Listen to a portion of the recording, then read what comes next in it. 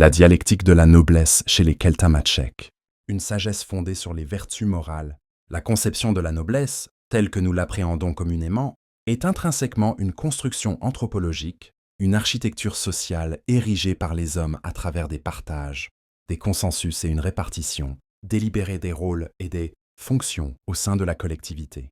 Il est indéniable que dans la structuration de certaines sociétés, des métiers ou des statuts se transmettent de génération en génération, comme le forgeron, le cordonnier, le griot, le cultivateur ou encore le noble. Ces transmissions héréditaires sont des faits sociaux établis par les hommes, façonnant ainsi l'organisation sociétale.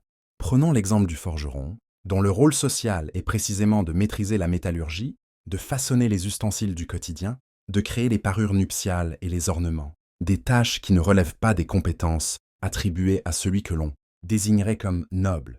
Les activités de ce dernier s'inscrivent, par convention, dans un registre différent. Celui qui est désigné comme captif a, dans la plupart des cas, acquis ce statut suite à un conflit armé, une razzia, un enlèvement, ou toute autre action illicite et répréhensible. Il est fondamental de reconnaître que, dans son état originel, cet individu était noble. L'idée que tout être humain naît noble est une vérité irréfutable, un fondement de notre humanité. Par conséquent, l'esclavage, en tant que pratique, constitue un crime exécrable et abominable. C'est dans cet esprit que la profonde sagesse touareg, lorsqu'elle aborde les hiérarchisations sociales, délivre cet enseignement précieux à quiconque est disposé à l'entendre. Imojanata jinen awedum erlal, imojandakada jinen awedum akili. La traduction littérale de ce proverbe est éloquente. Ce sont tes actions et tes comportements qui confèrent à un homme la noblesse. Et ce sont ces mêmes actions et comportements qui le déchoient. C'est donc par la qualité de ses actes, la sincérité de sa parole, le respect qu'il témoigne envers la dignité humaine, l'honneur, l'entraide, la compassion et la solidarité envers ses semblables, ainsi que par la rectitude de son discours, qu'un homme s'affirme véritablement noble.